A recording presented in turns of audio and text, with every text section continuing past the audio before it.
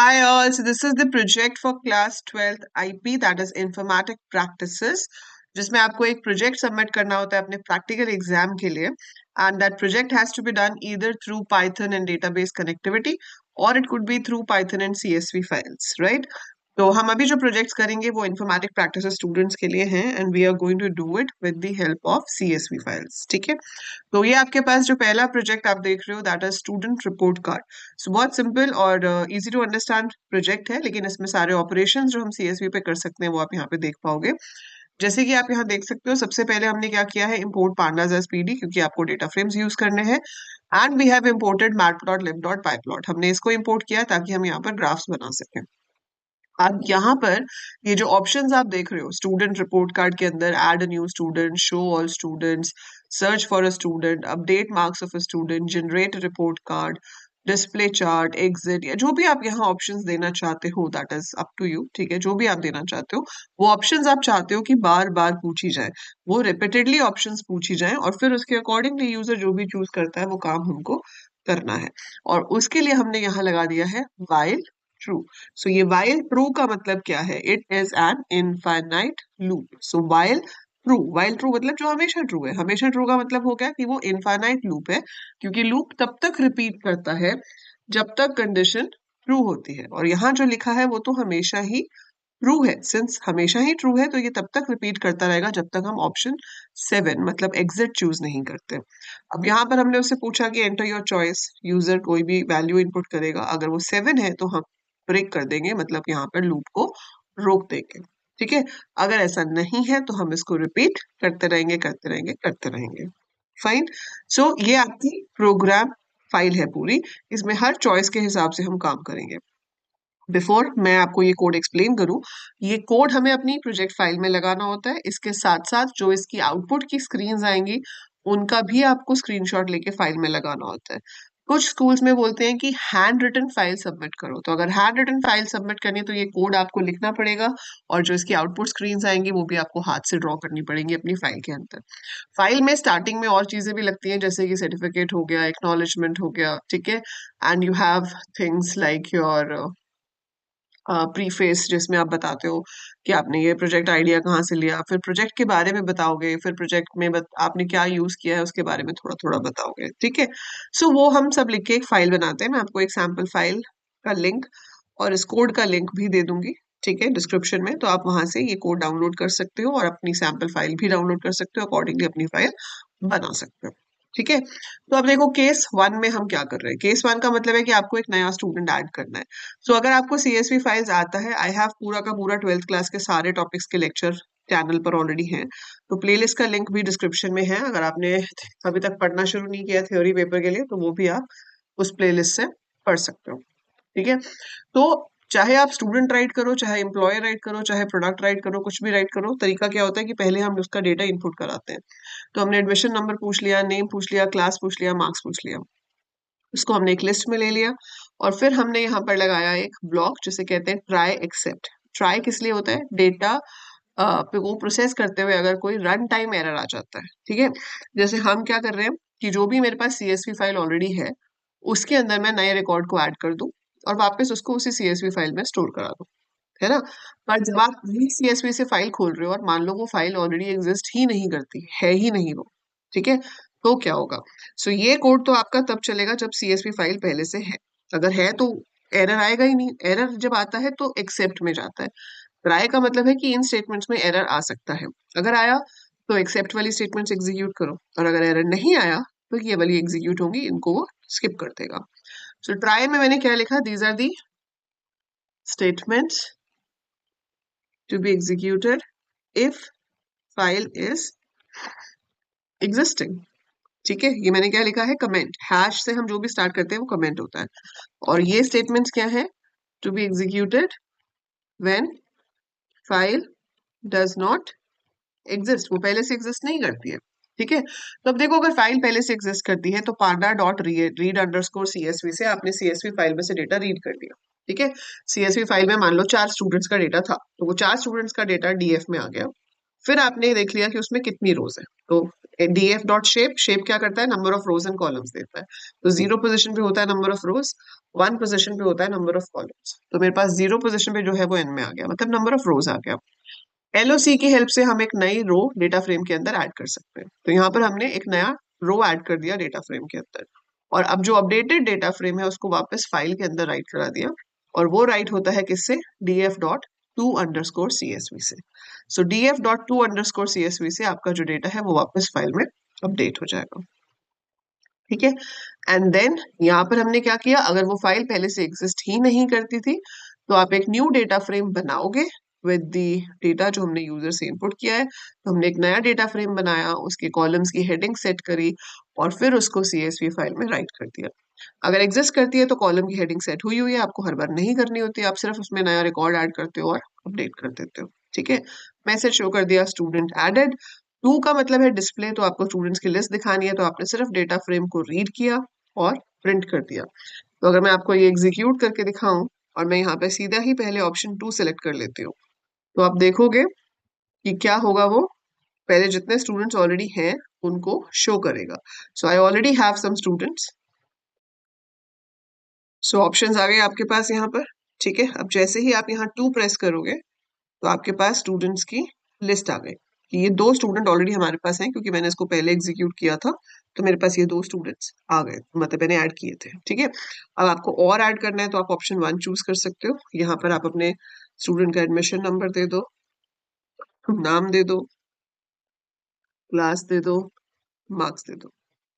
ठीक है, and then again if you do show all students, so you get it like this. Fine. So likewise हम कितने भी add कर सकते हैं, और ये परमानेंटली सेव होता है। आप इसको दोबारा से एग्जीक्यूट कराओगे तो दोबारा से भी जब हम करेंगे तो हमारे पास ये होगा। ऐसे अगर आप सर्च करते हो, आपने ऑप्शन 3 एंटर की, वो कह रहा है नेम बताओ, आपने एंटर किया राहुल, तो अब आप देखो राहुल का डेटा सर्च होके आ गया। आपने 3 प्रेस किया और आपने नेम इनपुट किया किरण, किरण तो है ही नहीं, तो वो कह रहा है no student found, and if I press 7 तो ये यहाँ से एग्जिट हो जाएगा। ठीक है, तो जो सर्च का केस है वो भी कैसा है, रीड तो करना ही होता है, जैसे यहाँ पे आपने रीड किया है, तो इसमें भी हमने रीड तो कर ही लिया, फिर हमने नाम पूछ लिया कि बताओ enter the name to search, और बूलियन इंडेक्सिंग की हेल्प से। ये क्या कंसेप्ट यूज हुआ है यहाँ पर, बूलियन इंडेक्सिंग। ये आपको याद रखना है, क्योंकि आपको जब प्रोजेक्ट दिखाना है तो वो वाइवा में आपसे पूछ सकते हैं कि ये जो आपने लिखा है इसको क्या कहते हैं, या वो आपको ये कंडीशन को देख के ही पूछ सकते हैं कि बताओ बूलियन इंडेक्सिंग क्या होता है। तो वाइवा के में आपके प्रोजेक्ट में से आपसे कोई भी सवाल पूछा जा सकता है। ठीक है, तो ये क्या है, दिस इज बूलियन इंडेक्सिंग, जहां पर नेम मैच होगा वो रिकॉर्ड फेच होकर आएगा, और फिर हम देखेंगे कि अगर उसका साइज 0 है, साइज 0 होने का मतलब है कि कुछ भी फेच नहीं हुआ। अगर कुछ भी फेच नहीं हुआ तो we should print no student found.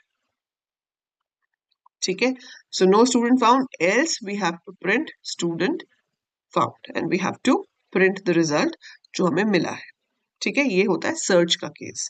तो डिस्प्ले हो गया, सर्च हो गया। ऐसे ही आपको बनाना है बाकी के केसेस, जैसे कि आपको बनाना है रिपोर्ट कार्ड। अब आपने क्या क्या लिया है, नेम लिया है, मार्क्स लिया है ना, एंड उसके साथ साथ आप क्या करना चाहते हो, ग्रेड दिखाना चाहते हो लेट्स से, तो आप यहाँ पर कोड कर सकते हो। तो ये एक केस, बाकी केसेस तो कोड हुए हुए हैं, बट दिस में आपको सामने ये वाला एक केस आपको कोड करके दिखाती हूँ। So if choice is equal to 5, तो चॉइस अगर 5 है तो मुझे रिपोर्ट कार्ड शो करना है। तो स्टूडेंट रिपोर्ट कार्ड आप शो करना चाहते हो, तो आपने यहाँ पर क्या किया, प्रिंट करा दिया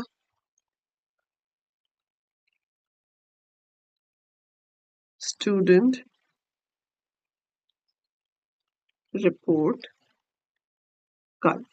अब देखो, आप डेटा फ्रेम को जब हम दिखाते हैं तो अपने आप ही पूरा सब कुछ टैबुलर फॉर्म में आ जाता है, तो कितना अच्छा हो कि अगर वो ग्रेड भी हमारा टैबुलर फॉर्म में ही आ जाए। तो हम एक नया कॉलम ऐड कर सकते हैं डेटा फ्रेम में, बट डेटा फ्रेम में कॉलम ऐड करने के लिए आपको सारी की सारी वैल्यूज एक लिस्ट में चाहिए होंगी।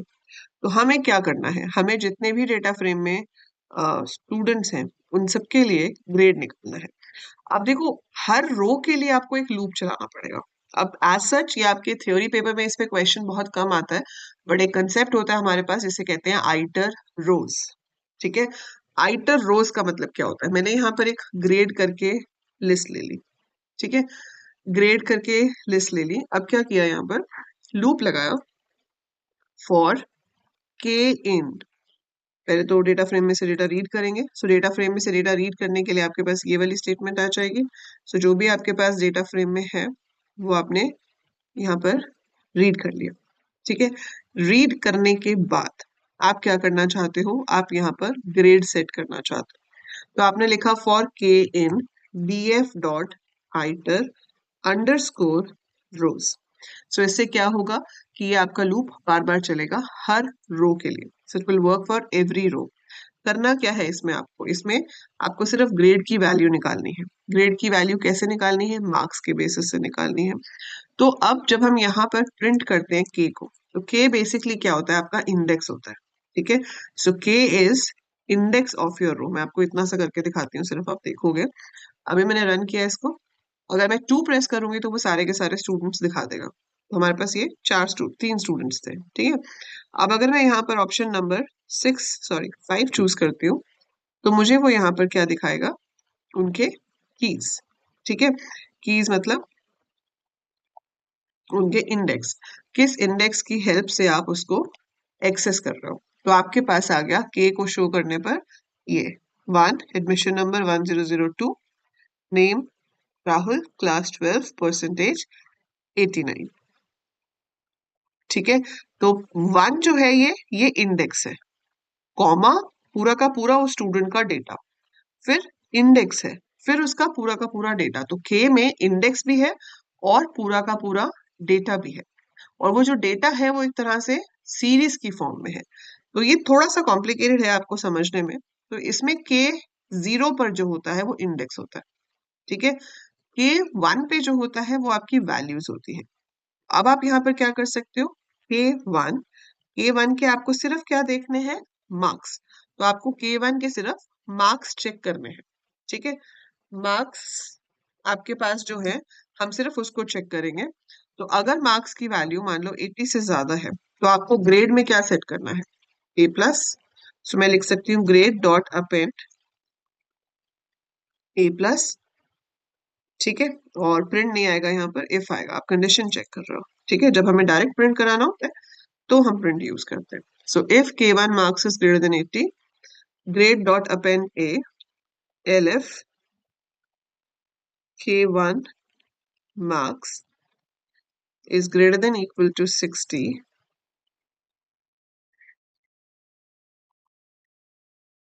then grade dot append A elif K1 marks greater than equal to 50,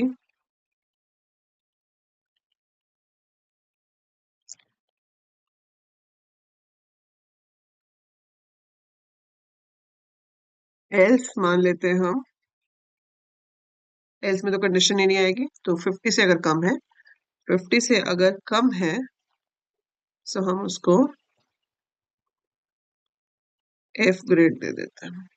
थोड़ा ज्यादा ही हमने स्ट्रिक्ट मार्किंग कर दी, तो हम एक काम कर देते हैं, यहाँ पर